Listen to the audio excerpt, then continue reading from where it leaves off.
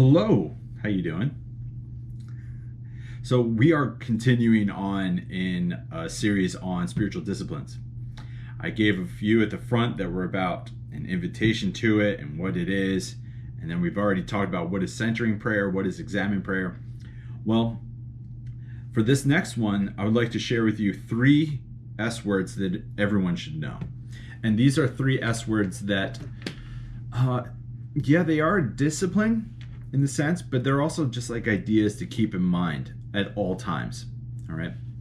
And early on in this series, I did mention that Richard Foster here in this book, he makes mention that there's three things that are the greatest obstacles to any form of spiritual growth.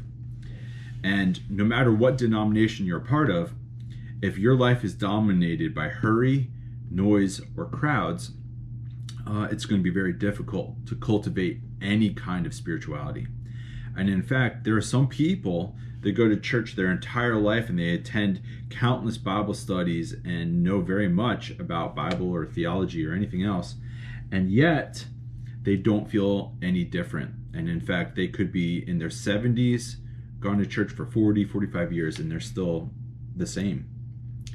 Well, every one of us have got a favorite of those three things: hurry, noise, or crowds. These seem to be our three most favorite drugs by which we use to numb or distract ourselves. Some of us love the hurry. We get a lot of excitement and we get a lot of self-importance out of feeling like we're constantly going from one thing to the next. And if you schedule your day according to the hour, yeah, okay, but if you schedule your day down to the quarter, the 15 minutes, or maybe even down to the 5 minutes in your schedule, you might be one of those people that loves the hurry. And many of us even verbally say out loud that we hated the hurry, that we hated running from one thing to another. But if we found ourselves telling everyone how hurried we are, chances are we actually very much loved it deep down, or maybe are addicted to it like a drug. But hurry is one. Another one is noise.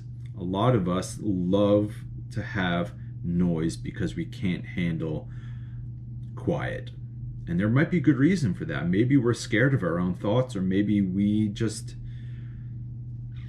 don't think we can handle them. I don't know. So noise is another famous one. If you're always turning on the car radio, or if you always need to have a movie or music on in the background, you might be addicted to noise. So that's something to think about. Or maybe it's crowds. And especially during coronavirus season, crowds is not really our favorite. Well, we're not really able to do it, right? But many of us are terrified of being alone. And when you're terrified of being alone, Dietrich Bonhoeffer says that you should be very, very afraid. Because in some sense, and he would actually go either way on this, if you avoid crowds and run to being in solitude because you're afraid of the crowds, you should be careful. But also the other way, if you run away from solitude towards the crowds because you're terrified of being alone, then that also highlights a problem. So hurry, noise, and crowds are each individually combated by the three S words I've already mentioned. These are disciplines, or these are, like I said, concepts that you just need to make sure that they're kind of like vitamins. You need to get a daily dose, or you need to have it in your spiritual diet. These three S words, can you guess them? Well, the first one that would counteract with hurry would be stillness. If you're addicted to hurry, chances are you need to engage in being still and realizing that your worth, or that the productivity of which you think you are capable of, has nothing to do with the spiritual life, has nothing to do with your value, which I'm sure you've heard that before, but also like a garden that's constantly being tilled up, Nothing can grow in a garden that's constantly moving. It needs to settle so that things can take root, and so that things can grow, and so that things can blossom. So maybe for some of you, you need to treat yourself like a garden that just needs to be still for a bit. Just give it some nutrients. It needs to grow. It needs time of stillness. But then the second one, hurry, noise. This S word is silence. Now, there's kind of two layers of silence. The first is external silence, that every single one of us need to learn how to turn off the car radio, turn off the movies, turn off the music in the background, and let silence happen. Thomas Keating, who passed away about a year and a half ago, said, "Silence is God's first language. Everything else is a bad translation."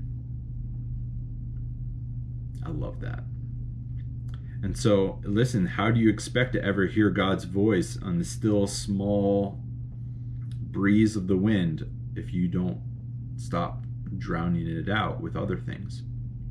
But the external silence is just one level, because the external noise that we often bring on is because we can't handle the internal noise that's already happening. And so there's something very frightening with silence, and I mean this quite seriously. When I was hiking on the Appalachian Trail, I was confronted with about 6.5 months of walking in silence. Granted, I might be listening to music, or I might actually sometimes be talking with other hikers, but there were a lot of days, weeks, where I would actually not listen to music and not talk to anyone, and just walk for about 10 hours a day for about 6 months in silence. Now, silence has the ability to magnify or to amplify the noise that we already have inside. So if we've got hatred or anger or anxiety, sometimes silence can magnify it. And that's why we turn on noise, to try to drown it out so that we don't think that we've got hatred or anxiety or something else going on.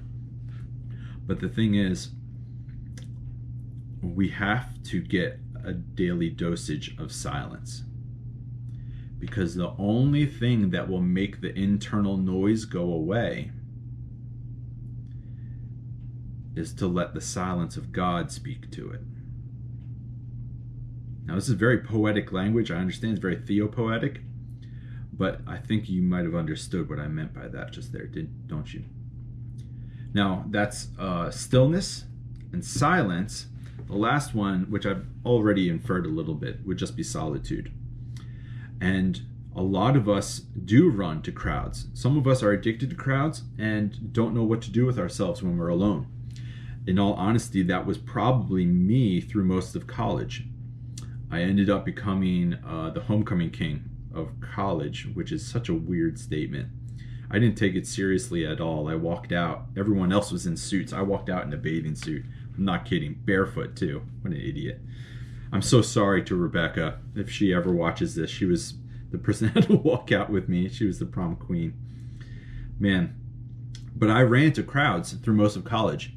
So much so that when college ended and most of those friendships went away, I realized I didn't have many deep friendships, save for just a few. And I realized it was a harsh awakening right after college to realize, oh, I'm terrified of solitude. Just absolutely terrified. But unless you have solitude, it's really hard to confront some things within yourself. And so I would love to say that every single one of us need a diet of some sense, a spiritual vitamin of stillness, silence, or solitude. And you may have to fight for it.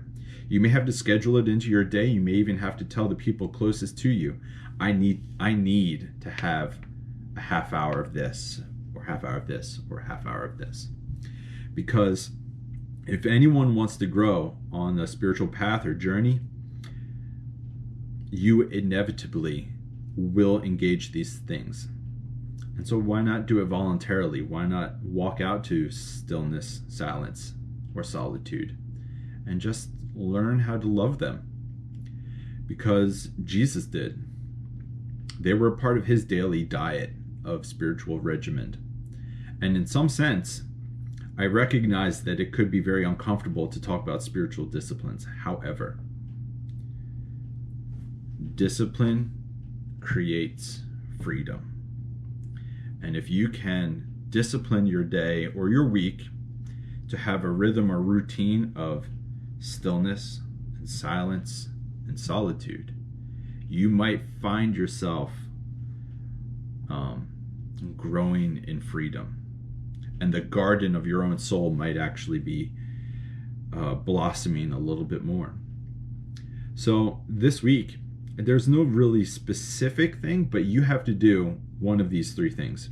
And I would encourage you to do the one that seems the most uncomfortable. Because chances are all of us are good at one of them, fine with one of them, and terrified of the third. So do the third one. Do the hard one. And deliberately choose to seek after stillness, silence, or solitude. And that will help you on this path. So thank you. Once again, you're just delightful, and I have nothing else to say other than may grace and peace be with you. All right.